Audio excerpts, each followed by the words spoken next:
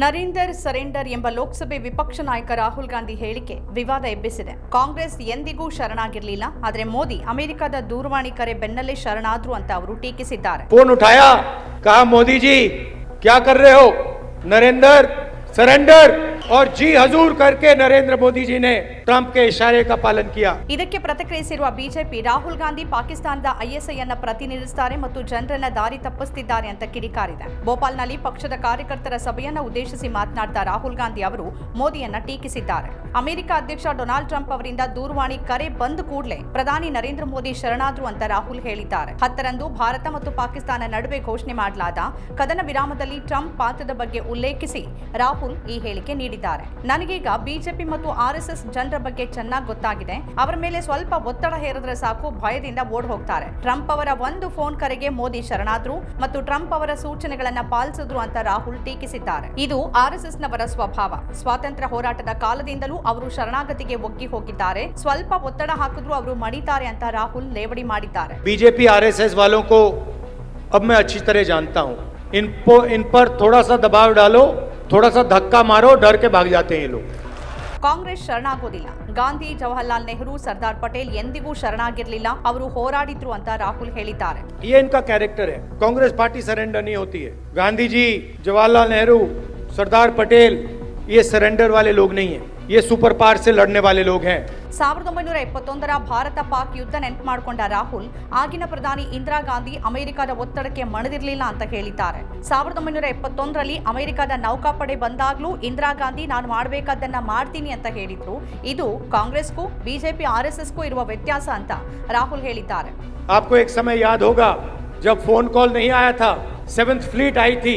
71 की लड़ाई में 7th फ्लीट आई थी, हथियार आए थे, एयरक्राफ्ट कैरियर आया था. इंदिरा गांधी जी ने कहा मुझे कुछ जो करना है मैं करूंगी. ये फर्क है.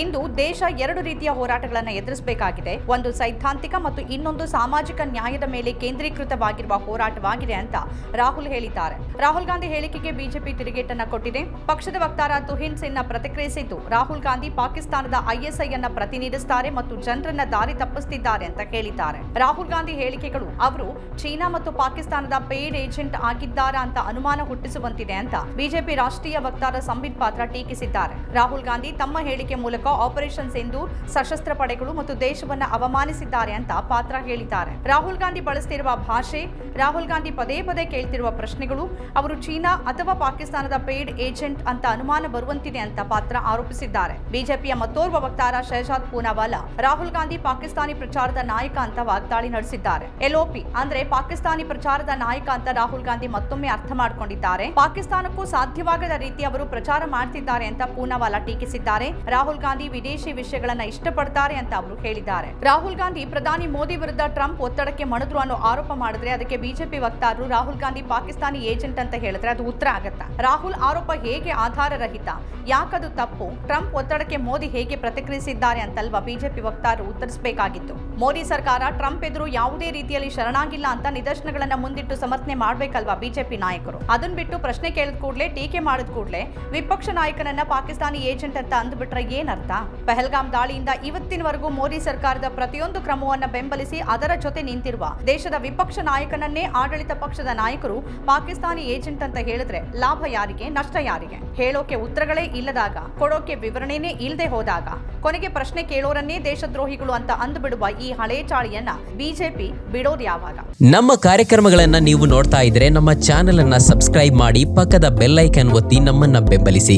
ಹಾಗೆ ನಮ್ಮ ಕಾರ್ಯಕ್ರಮಗಳನ್ನ ಲೈಕ್ ಮಾಡಿ, ಕಮೆಂಟ್ ಮಾಡಿ, ಅದನ್ನ ಬೇರೆಯವರಿಗೂ ವಾಟ್ಸ್ಆಪ್ ಮೂಲಕ ಶೇರ್ ಮಾಡಿ. ನೀವು ಹೀಗೆ ಮಾಡಿದಾಗ ನಮ್ಮ ಚಾನೆಲ್ ಇನ್ನಷ್ಟು ಮತ್ತಷ್ಟು ಜನರಿಗೆ ತಲುಪಲು ನೀವು ನಮ್ಮೊಂದಿಗೆ ಸಹಕರಿಸಿದ ಹಾಗಾಗುತ್ತೆ. ಇದು ನೀವು ಯಾವುದೇ ಖರ್ಚಿಲ್ಲದೆ ಕೆಲವೇ ಸೆಕೆಂಡುಗಳಲ್ಲಿ ನೀಡಬಹುದಾದ ಸಹಕಾರ. ಧನ್ಯವಾದಗಳು.